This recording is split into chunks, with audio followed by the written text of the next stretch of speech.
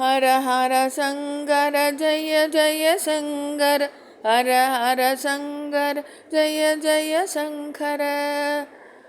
குருவடி சரணம் திருவடி சரணம், குருவடி சரணம் திருவடி சரணம். ஸ்ரீ காஞ்சி பெரியவரின் பொன்மொழிகள் எஸ்.ஆர். நாதன் அவர்கள் தொகுத்து வழங்கியது.